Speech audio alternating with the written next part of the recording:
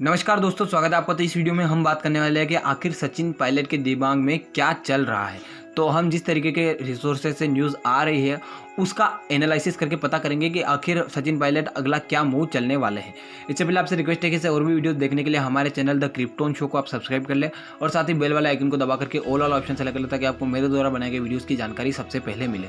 तो अब बेसिकली आते हैं कि आखिर ये हुआ क्या है और क्या चल रहा है। तो आप सभी को पता होगा कि राजस्थान में जो है गवर्नमेंट का क्राइसिस चल रहा है।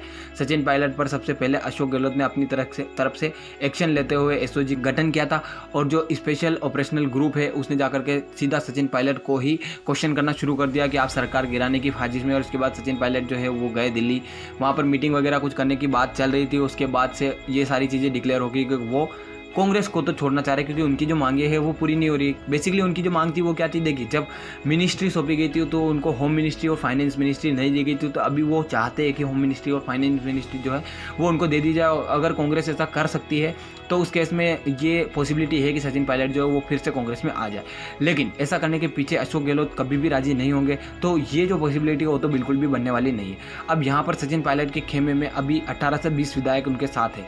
तो अगर 10 और विधायक सचिन पायलट के हाथ में आ जाए तो उस केस में सचिन पायलट सरकार गिराने में जो है सक्षम हो जाएंगे। तो अभी तो उनको डिप्टी सीएम का जो पद है उससे हटा दिया गया। कांग्रेस का जो राजस्थान कांग्रेस का अध्यक्ष था उससे भी उनको हटा दिया गया। तो उसके बाद ये जो पूरा मामला ये चला गया हाईकोर्ट में और अभी हाईकोर्ट में इसकी सुनवाई हो रही है। तो आगे देखना होगा कि इसमें क्या होता है। अब सचिन पायलट के दिमाग में क्या है, देखिए, सचिन पायलट के पास यहाँ से कुछ ऑप्शंस निकल कर आ रहे हैं। पहला ऑप्शन तो ये है कि वो बीजेपी में मिल जाए, दूसरा ऑप्शन है कि खुद की एक पार्टी बना ले, तीसरा ऑप्शन है कि कांग्रेस में मिल जाए।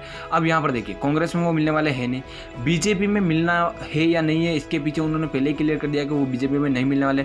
और अगर वो बीजेपी में मिल भी जाए तो इसके बाद ये दिक्कत सामने आ जाएगी कि वसुंधरा राजे बीजेपी में जो इतनी आसानी से पीछे तो हटने वाली है नहीं। तो सीएम का पद तो उन्हें बीजेपी में शामिल होने के बाद भी नहीं मिलना है।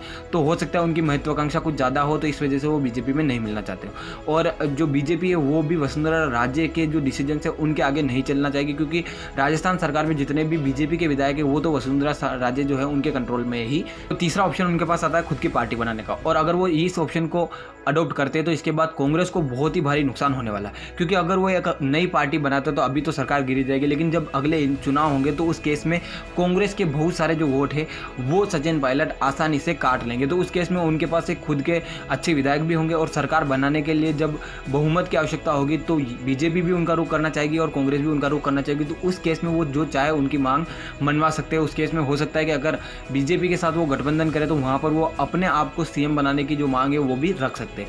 तो यहाँ पर देखना होगा कि आगे सचिन पायलट कौन सा मुंह चलने वाले हैं।